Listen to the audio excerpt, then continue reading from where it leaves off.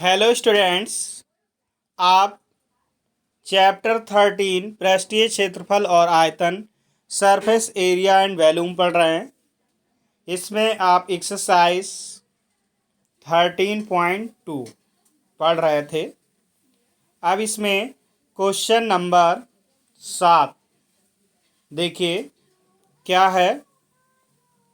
एक ठोस है, ऊंचाई 120 सेंटीमीटर, त्रिज्या 60 सेंटीमीटर वाला एक शंकु सम्मिलित है।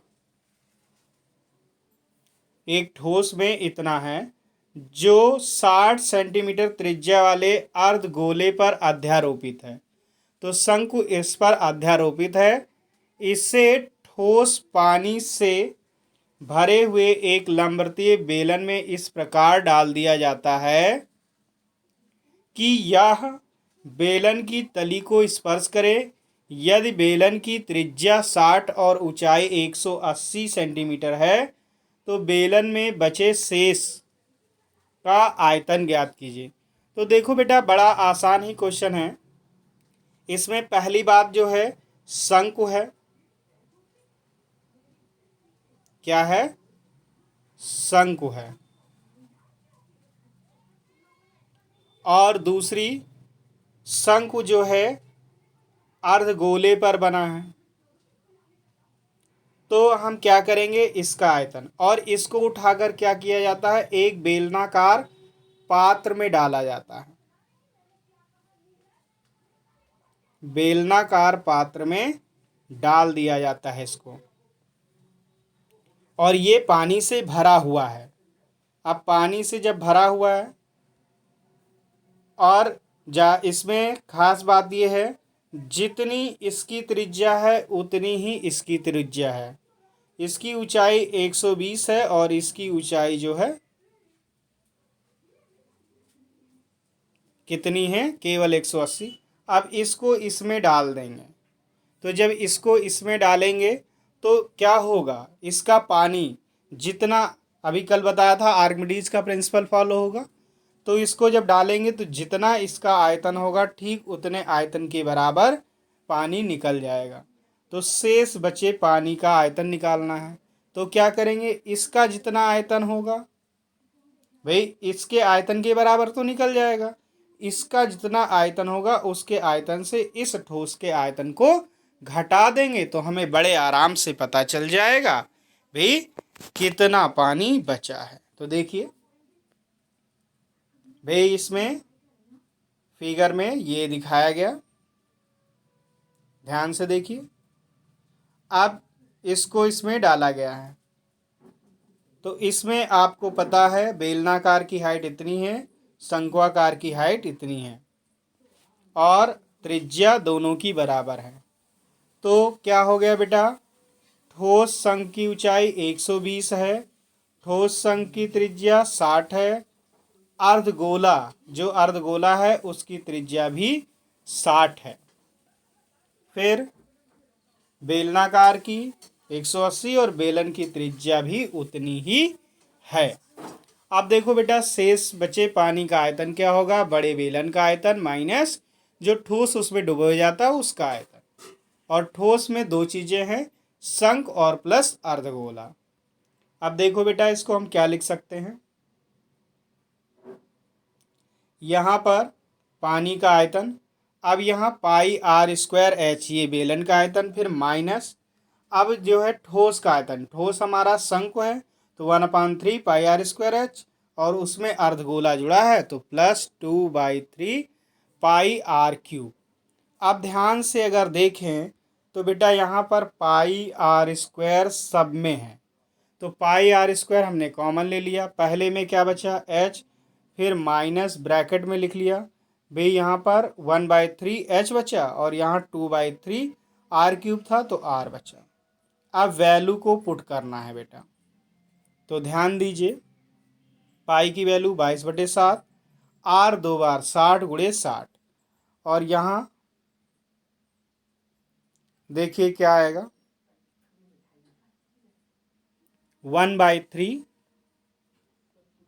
सॉरी 60 गुणे, यहाँ पर वैल्यू रख रहे हैं, पहले पाई की वैल्यू 22/7, आर की 60 गुणे 60, इस एच की वैल्यू 180, फिर ब्रैकेट माइनस यहाँ और 1/3, और इस एच की वैल्यू 120 है, फिर प्लस 2/3, और इसकी वैल्यू कितनी है 60 है, इसकी वैल्यू आपकी 60 है। अब बेटा सिंप्लीफाई करना है, तो 22/7, 60 60 और यहाँ 180, इसको 3 से काट देंगे 40, इसको 3 से काटेंगे 20, और 20 दूना 40, 40 + 40 80। तो क्या आ गया 22 यहाँ पर 22/7, 60 60, 180, और ये 40 40 80, फिर इससे घटाएंगे तो ये 100 आ जाएगा। अब देखो बेटा कुछ नहीं करना है, इसको गुणा करना है, 6 से 6 को 36, और जीरो कितने हैं 1 2 3 4, 4 जीरो लगा दिए, गुणे 22/7। आप क्या करेंगे 22 से 36 को गुणा कर लेंगे, 792 आएगा जीरो। अब बटे 7, 7 से बेटा केवल और केवल आपको भाग करना है, क्या करना है भाग करना है, 7 से इसको भाग दे दो। तो 7 से भाग करोगे 7 एकम 7, यहाँ 9 है, 7 एकम 7, फिर यहाँ पर 2 बचा, कितना हुआ 22, तो 7 त्रिक 21, फिर 1 बचा 10, 7 एकम 7, और फिर 3 बचा 30 हुआ, सॉरी, अब यहाँ पर देख लीजिए कितना आएगा भाग करके, 7 से भाग करना है बेटा 1 1, थोड़ा ऊपर लिख लेते हैं, 7 9 2 और 4 जीरो हैं, भाग करो, 7 एकम 7, यहाँ पर 9 उतार लिया, फिर 7 एकम 7, फिर कितना बचा 2, अब 2 उतार लो, 7 त्रिक 21, अब क्या होगा 1 बचा 10, 7 एकम 7, 3 उतार लो, अब अगला जीरो आ जाएगा, फिर 7 चौक 28, 30 था 28, फिर 2 बचा, फिर अगला जीरो उतार लो, अगला जीरो उतारोगे तो क्या आएगा 7 दूनी 14, 6 बचेगा, फिर अगला जीरो